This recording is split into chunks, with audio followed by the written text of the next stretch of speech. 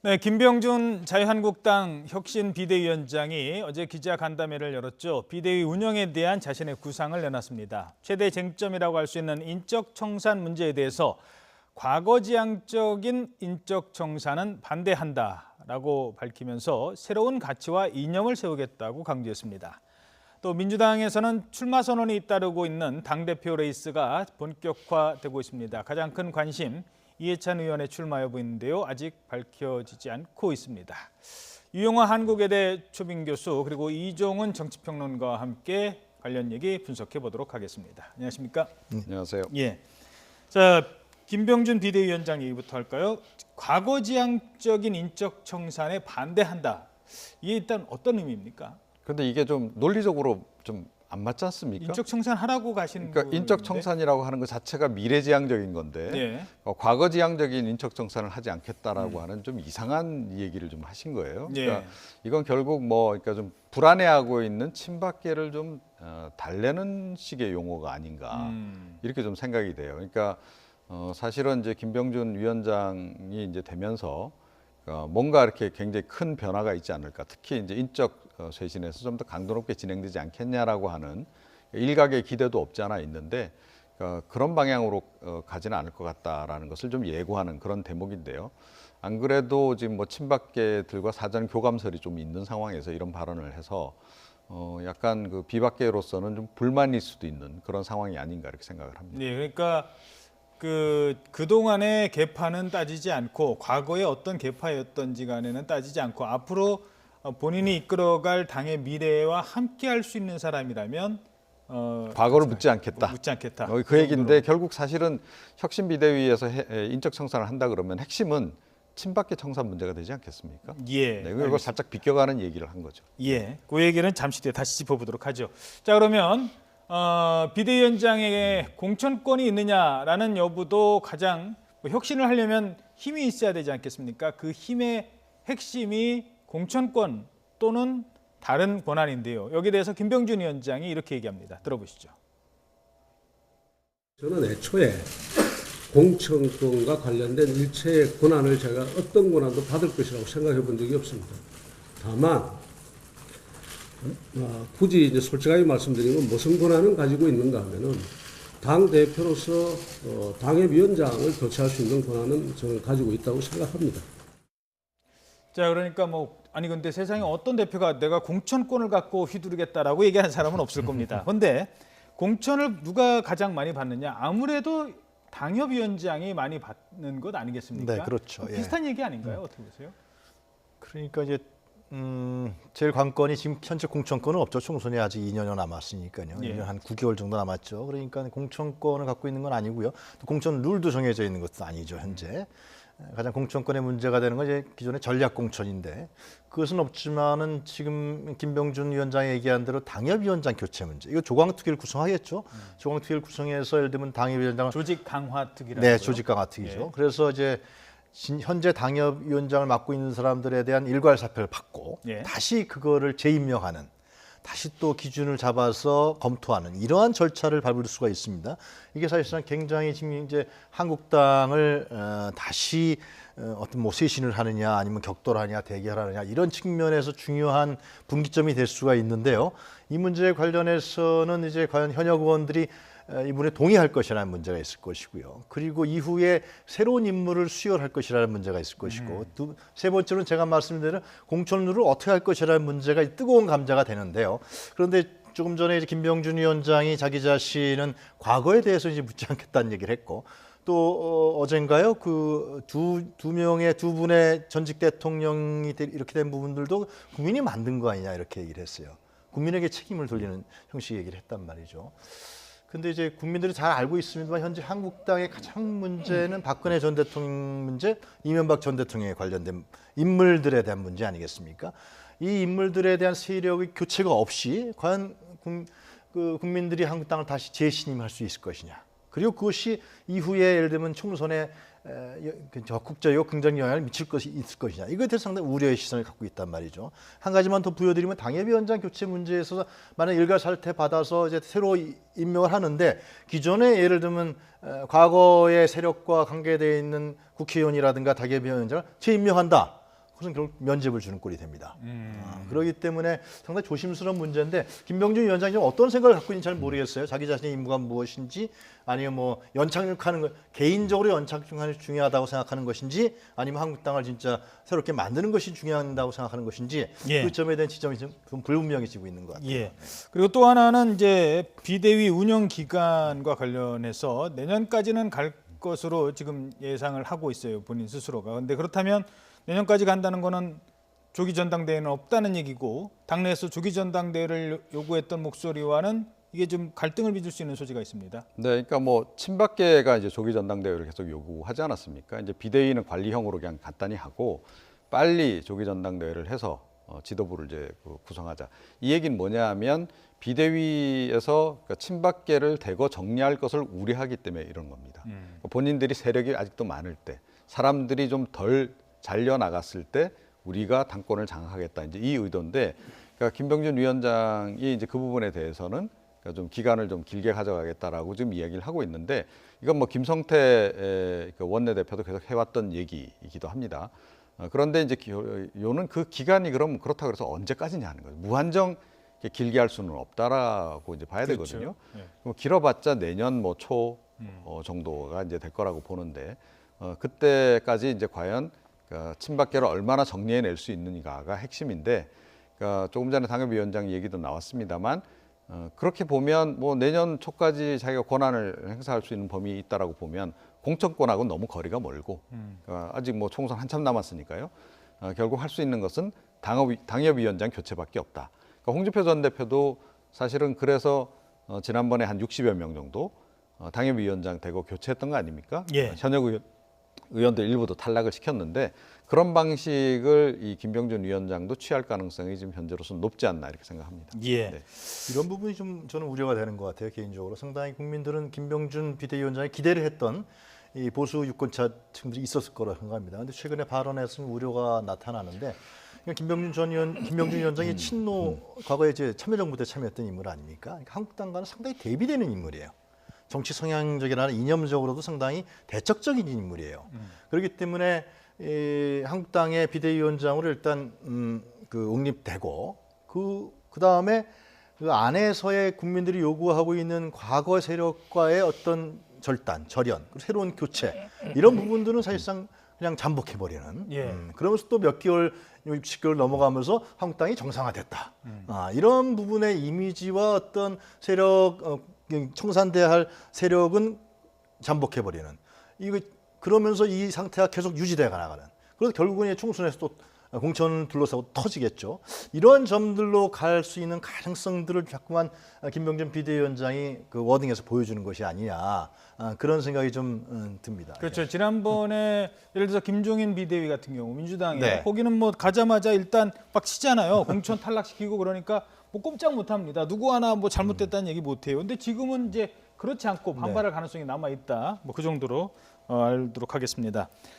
김병준 비대위가 다치를 올리던 날 그 언론의 보도가 하나가 됐었죠. 김영란법 위반 여부가 보도가 됐었는데 지금 그 골프 프로암 대회에 초청을 받아서 갔다라고 이제 본인은 주장을 하고 있고요. 문제는 액수잖아요. 네. 그 부분을 좀 설명을 해주시죠. 김영란법상의 이제 그 공직자입니다. 그러니까 김병준 위원장은 국민대학교 명예교수이기 때문에 이것은 명예자가 붙었으니까 김영란법은 적용 안 되는 거 아니냐. 근데 그건 잘못된 얘기죠. 이 비전임 교원도 다 김영란법 적용을 다 받습니다. 학교에서의 뭐냐면 관련이 있기 때문에 특히 100만 원 이상의 접대를 받았다라는 것은 그런 향응을 제공받았다. 이런 부분들은 김영란법 위반이 되기 때문에 명예교수, 뭐 특임교수 다 받는 그렇습니다. 예, 이건 다 교원이죠. 교원인데 이제 전임이냐 비전임이냐 이 차이가 있지만은 비전임 교원도 다 김영란법 적용을 받는 게 분명하다고 예. 저는 알고 있습니다. 그렇기 예. 때문에 이 문제는 김영란법 적용을 받을 수밖에 없고요. 지금 액수가 문제가 되는 거죠. 함승희 강원랜드 사장은 60만 원이다라고 얘기를 하고 있고요. 그리고 언론에 보도된 바라든가 이쪽에서는 지금 118만 원이다라는 거예요. 100만 원을 넘는 것이죠. 근데 제가 생각해도 상당히 100만 원 넘을 것 같아요. 왜냐하면 그린피 문제가 있죠. 그리고 이제 식대와 숙박비가 있고요. 그 다음에 고가의 기념품을 받았다 그래요. 기념품이 뭔지는 아직 뭐 언론에 밝혀진 바가 없는데요. 그렇기 때문에 이 사실은 실로 이제 공익위원회 제보가 돼서 공익위가 지난 3월에 경찰에 수사를 4살 부탁한 거 아니겠습니까? 그랬더니 이 문제가 이제 불거져 나온 것인데 이것은 경찰에서 수사가 상당히 진행되지 않을까 그렇게 여겨집니다. 지금도 프로암대회라는 건 계속 열리고 있고요. 거기 초대받는 사람들이 꽤 많은 걸로 알고 있습니다. 뭐 언론인도 있다고 지금 저희들 취재를 해봤더니 뭐 다른 교수도 있고 정치인도 있고 막 그런다고 하더라고요. 앞으로 이건 더 논란이 될 것 같은데 어떻게 보세요? 지금 이 논란이 당 대표직을 막 수행하는데 큰 걸림돌이 될 수 있다고 보세요? 어떻게 보십니까? 그러니까 뭐 실제로 형사처벌 대상이 되면 비대위원장직을 계속 수행하는 건 부적절하겠죠. 그런데 지금 뭐 자유한국당 쪽에서는 명예교수니까 해당이 안 된다라고 얘기를 하는데요. 그러니까 김영란법에 보게 되면 일단 법 규정상으로는 해당이 안 되게 돼 있습니다. 자, 그런데 이 김병준 위원장은 이제 그 당시에 이미 그러니까 현직 교수였다라는 거죠. 그때는 명예교수가 아니라 예, 교수였다. 그때 현직 교수였다라는 게 중요한 포인트고요. 그리고 이제 명예교수라 하더라도 학교하고 계약을 고용 계약을 맺은 경우에는 또 이렇게 거의 정규 교원에 준하게 이렇게 보도록 돼 있습니다. 이제 그 부분도 이제 좀 살펴봐야 될 대목이 좀 있고, 그런데 가장 결정적으로는 그 당시에 이제 현직이었었기 때문에 이걸 좀 피해가기는 좀 어렵지 않을까 이렇게 생각하고요. 그리고 이제 그 다음에 이제 남는 문제는 역시 이제 금액 문제가 될 텐데, 금액 역시 그러니까 이게 사실은 내부 제보에 의해서 나온 거 아니겠습니까? 예, 직원이 제보를 했다고. 내부자들이 잘 알죠. 그 비용 관계는. 그래서 이제 이거는 좀 이번에 좀 사실은 좀 피해가기 좀 어려운 상황이 아닌가 이렇게 생각을 합니다. 예. 이게 또 이제 이 김영란법 위반 문제도 있지만 이 강원랜드 사장이 함승희 사장 아닙니까? 네. 함승희 사장이 이제 올해 포럼이라 그래서 이거 상당히 오랫동안 운영해 온 사람인데, 거기 같은 멤버. 네, 거기 정책연구원장을 맡았다는 거죠. 근데 올해 포럼이라는 것은 친박 단체로 정치권에 알려져 있습니다. 그리고 박근혜 전 대통령이 올해 포럼 행사에도 몇 번 찾아갔었다 그러고요. 그래서 나오는 이제 추측이 이제 이 김병준 비대위원장을 선임할 때 한국당이 초재선 의원들이 다 찬성했단 말이죠. 이 초재선 의원도 대부분 다 박근혜 전 대통령이 공천한 사람들인데 뭐 그런 연관관계, 정치적 연관관계까지도 우리가 추측해 볼 수 있고요. 함승희 사장과 상당히 오래된 정치적 관계 있었던 것 같아요. 네. 요거 하나만 더 짚어볼까요? 근데 이제 자유한국당의 얘기는 왜 그게 하필이면 지금 문제가 됐느냐, 이게 무슨 뭐 의도가 있는 것 아니냐라는 주장도 하고 있는데 어떻게 보십니까? 그러니까 이게 이제 뭐 여당에서 사실은 발표한 게 아니고 보도를 통해서 나왔단 말이죠. 그러니까 이제 그 자유한국당 쪽에서는 누군가 그러니까 여당 쪽 내지는 뭐 청와대에 있는 사람들이 흘린 거 아닌가 그렇게 생각을 할 수도 있겠어요. 그런데 이건 이미 국민권익위에서 검토가 끝나서 경찰 수사 의뢰가 돼서 아마 기자들은 출입하는 기자들은 대부분 알고 있었을 겁니다. 다만 이제 김병준 위원장이 이번에 이제 위원장이 되다 보니 위원장이 안 됐으면 아마 이렇게까지 화제가 안 됐겠죠. 그리고 이제 그 보도를 하는 입장에서도 이걸 바로 지금 이 타임에 보도를 해야 되겠다라고 생각을 안 했을 텐데 예. 이게 맞아 떨어졌기 때문에 보도를 한 거지 언론사 자체의 판단일 가능성이 높지 않나 이렇게 생각합니다. 알겠습니다. 자, 이어서 민주당 상황 살펴보도록 하겠습니다. 내일부터 시작되는 당대표 후보 등록을 앞두고 당권 주자들 잇따라 출사표를 내놓고 있죠. 송영길 의원이 어제 출마 선언을 공식화했습니다. 발언 잠시 들어보시겠습니다. 2년 전 민주당의 대표 일꾼이 되고자 나섰다가 컷오프 됐던 아픔을 이겨내고 당을 위해 헌신해 왔습니다.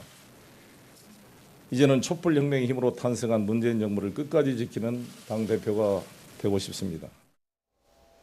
지금 본인이 얘기했는데 2년 전에도 한번 나왔었다가 컷오프됐군요. 그때 4등을 했죠. 어. 그러니까 이제 기억하실지 모르겠습니다만 1등이 이제 추미애 대표였고 2등이 이제 이종걸 의원, 3등이 지금 저 김상곤 부총리 이렇게 이제 됐습니다. 그래서 그때 4등을 이제 해서 컷오프가 돼가지고 본선에도 못 올라간 그 아픔이 있는 거죠. 그래서 그 얘기를 이제 하면서 특히 이번 같은 경우에는 어찌됐건 그 문재인 대통령을 누가 더 보필해 줄 것인가가 상당히 중요한 변수가 지금 되고 있단 말이에요. 그래서 이번 같은 경우에 이제 본인이 그러니까 이게 사실은 이제 비문으로 분류가 돼 있지만 지난 이제 선거 과정에서 선대위에 이제 선대 본부장도 하고 하면서 그러니까 범친문으로 좀 분류가 돼 있단 말이죠. 범친문. 예, 그래서 그 이제 그 정체성을 강조를 하면서 나 범친문이고 문재인 대통령을 열심히 도울 테니 날 좀 지지해 달라. 이번에는 꼭 좀 그래줬으면 좋겠다라고 지금 강조를 하고 있는 그런 상황인 거죠. 오늘은 또 최재성 의원 네. 그리고 김두관 의원도 이제 출마를 선언을 했습니다. 오전에 박영선 의원은 이제 불출마를 선언을 했고요. 지금 보면 이제 대충 어느 정도 윤곽이 좀 잡혀가고 있죠. 딱 한 사람 중요한 사람 남아 있고요. 예. 예, 이해찬 의원이 이제 결정이 상당히 판을 흔들 수 있기 때문에 아직 좀 남아 있는 상황인데요. 현재는 출마 공식 선언한 의원이 박범계, 김진표, 송영길, 최재성, 김두관 의원. 예. 그리고 이제 서른 의원하고 이인영 의원은 이제 그 민평령에서 단일화를 하느냐 안 하느냐 이 문제 갖고 막판 줄다리기 하는 것 같고요. 그래서 이 민주당 당 대표에서 우리가 좀 볼 수 있는 포인트는 한 두 가지가 있습니다. 첫 번째로는 이제 그 문재인 정부의 2기로 넘어가는 데 있어서 어떠한 캐릭터와 어떤 경력을 갖고 있는 인물을 민주당 당 대표로 내세울 거냐는 문제가 있습니다. 그 전에 그러니까 전해철 의원이 이제 당 대표 얘기 있다가 이제 불출마 선언하고요. 드랍했단 말이죠. 그런 걸 우리가 그리고 이해찬 의원이 상당히 고민하고 있는 측면들 이런 측면을 봤을 때는 과거에 그러니까 문재인 대통령 상당히 가까웠던 친문 핵심이죠. 이 친문 핵심 인물이 과연 당 대표로 포진했을 때 그 부분들이 당내의 통합이라든가 결합이라든가 대국민 이미지라든가 이런 측면이 과연 문재인 정부의 성공적인 하반기를 맞는데 적당하느냐 이런 부분이 당내에서 많이 논의되고 있는 것 같아요. 그런 측면에서 이제 상당히 고민을 좀 있는 것 같고요. 첫 번째로는. 두 번째로는 저는 제가 봤을 때는 공천 문제가 있습니다. 그러니까 이번에 당대표 되는 사람이 공천권을 이제 갖게 된단 말이죠. 공천을 갖게 된다기보다도 공천권의 중요한 위치에 포진하게 됩니다. 예. 그렇기 때문에 만약에 어떤 한 세력이라든가 어떤 상당히 좀 정파적으로 이렇게 확실한 사람이 당대표가 되면은 그 외에 다른 정파라든가 비주류에 있는 사람들이 걱정할 수밖에 없는, 우려할 수밖에 없는. 그렇기 때문에 당이 상당히 좀 균열이 갈 수밖에 없는. 그 균열은 결국 문재인 정부의 성공에 좀 나쁜 영향을 미칠 수밖에 없다라는 것이죠. 그래서 현직 국회의원들이 상당히 우려로 경계론으로 보는 것이 어떤 사람이 당대표 되느냐. 그건 자기의 공천권과 관련된 예. 문제이기 때문에 그런 두 가지 포인트가 있다고 보여집니다. 그 이해찬 의원 출마 여부 어떻게 보십니까? 글쎄요, 뭐 이제 출마할 거다라고 하는 얘기가 계속 흘러나오긴 하는데, 그리고 이제 어떻게 보면 막판 변수라고 봐야 되겠죠. 그러니까 이해찬 전 총리가 나온다라고 전제하면 역시 이제 그 친노 친문이 그쪽으로 다 결집을 할 수밖에 없지 않을까. 그렇게 해서 자연스럽게 이제 교통 정리가 되지 않겠냐. 그래서 당초에 김부겸 그 장관 출마 가능성이 남아 있을 때만 하더라도 이해찬 대 김부겸의 그 양자 대결 구도가 될 가능성이 높다. 뭐 이런 이제 관측도 나오기도 했었는데요. 그러니까 지금 모르겠습니다. 그런데 지금 상황이 지금 아주 급변하고 있고 김부겸 이제 장관도 이제 불출마 선언을 한 상황이어서 예. 이해찬 전 총리가 그냥 분위기 조성만 하고 어떻게 보면 친노 친문의 그 어떤 표결집 정도만 효과를 좀 노리고 그만 나오실지 아니면 실제로 출마하실지 지켜봐야 되는데 그래도 출마 가능성이 조금 더 높지 않나 이렇게 생각을 합니다. 예, 알겠습니다. 어제 여야 원내대표가 미국 출장길에 올랐습니다. 지금 뭐 당내에서 현안도 많고 뭐 그렇습니다만 무엇보다 중요한 북핵 문제를 뭐 해결하는 데 일조하기 위해서 여야가 합심하는 모습을 오랜만에 보여주기도 했습니다. 근데 뭐 그 얘기는 어제 좀 전해드렸으니까요. 이 방미길에 오른 사람들 중에 노회찬 의원이 어제 많이 관심을 끌었어요. 지금 예. 드루킹 특검 수사와 관련해서 노회찬 의원이 얘기가 거론되고 있는데 어떤 혐의를 받고 있는 겁니까? 지금 특검에서 이제 뭐 언론에 얘기한 것 같아요. 특검에서 나온 얘기에 따르면은 결국 이제 이 두 차례에 나눠서 이 드루킹으로부터 정치 자금을 받았다라는 거 아닙니까? 실제로 장소하고 뭐 액수 그리고 인물까지도 구체적으로 좀 얘기가 나오고 있습니다. 그렇기 때문에 이 문제는 상당히 정의당 입장에서 봤을 때도 굉장히 우려스러운 측면이 있을 수밖에 없고. 근데 한번 수사 받아서 무혐의 받았던 거 아닌가요? 그러나 현재 특검에서 지금 나온 문제이기 때문에 특검에서 그러니까 처음에는 이제 지금 도 변호사인가요? 그분이 그거를 이제 이번에 구속영장을 신청한 이유가 특검에서 그걸 거짓 증언했다, 허위 증언했다라는 겁니다. 결국은 이 정치자금을 줬던 부분에 대해서 조작했다라는 부분들이 혐의 사실이 들어가 있단 말이죠. 그럼 특검에서 새롭게 밝혀낸 사실이라고 지금 특검에서 얘기를 하고 있는 것 같아요. 그렇기 때문에 이 제가 말씀드린 대로 특검에서 나온 얘기에 따르면 하여튼 정황이라든가 액수 이런 부분들이 구체적으로 나오기 때문에 상당히 노회찬 의원이라 정의당 입장에 봤을 때는 아뜨거라 할 수밖에 없는 것이죠. 그래서 이 문제는 결국 이 진보와 도덕이라는 문제로 이제 가치 기준으로 들어가는 건데요. 이렇게 되면 23일 귀국한 이후에 아마 특검에서 소환 수사를 할 것 같습니다. 그렇게 되면은 이게 또 재판까지 가고 검찰 이런 긴 과정들이 있는데 이때마다 노회찬 의원이 나온단 말이죠. 그럼 정의당에서 어떻게 할 것이냐라는 문제까지도 지금 진행되는 것 같습니다. 예, 짧게 전망 부탁드리겠습니다. 네, 그러니까 이번에는 좀 쉽게 빠져나가기 좀 어렵지 않을까 이렇게 생각이 됩니다. 그러니까 일단 관련자들이 다 증언을 하고 있는데, 그러니까 이게 사실은 본인들도 돈을 줬기 때문에 처벌이 더 강해지는 거거든요. 그럼에도 불구하고 지금 다 거의 다 자백을 하고 있는 그런 그 상황이고, 조금 전에 말씀하셨듯이 정황들도 굉장히 정확하고 또 이 지금 증거들도 지금 확실하게 지금 이번에는 지금 뒷받침이 되고 있다. 그래서 노회찬 그러니까 의원은 계속 부인을 하고 있는데 계속 부인하기가 좀 어려운 상황이 되지 않을까 이렇게 생각을 합니다. 예, 아마 뭐 오늘 그 문제의 변호사가 구속영장이 지금 신청이 된 상태에서 심사를 하고 있기 때문에 그 부분에 따라서 이 여파가 달라질 것 같습니다. 자, 20대 국회 후반기 지금 이제 상임위가 각 의원들마다 배정이 됐는데요. 아, 이건 아니지 않느냐라는 얘기가 나오는 의원들이 있다고 합니다. 저희들이 그래픽으로 정리를 했는데요. 예를 들면 이완영 의원 같은 경우에는 정치자금법 위반 혐의로 1심에서 의원직 상실형을 받고 재판이 진행 중인데 법사위에 배정을 받았다고 합니다. 염동열 의원 같은 경우는 물론 불구속으로 기소가 됐습니다만 강원랜드 채용 비리 혐의를 받고 있는데 현재 문체위 강원랜드 관련, 그리고 홍문정 의원 같은 경우도 사학 비리 혐의로 현재 그 수사를 받고 있고 재판이 곧 진행이 될 텐데 교육위원회에 아직도 있다. 뭐 이런 얘기들이 지금 남아 있어요. 자, 이렇게 상임위 배치가 각 당의 물론 판단에 의한 것이겠죠 라고 하더라도 이런 건 용납할 수 없는 것 아니냐라는 목소리가 나오고 있습니다. 정의당 윤소아 의원의 얘기를 들어보시겠습니다. 의원직 상실형을 받은 의원이 법사위, 과방위 시절 채용 비리 혐의를 받는 의원을 다시 문화체육관광위 포함 못지한 상임위 배치입니다. 당연히 제척돼야 합니다.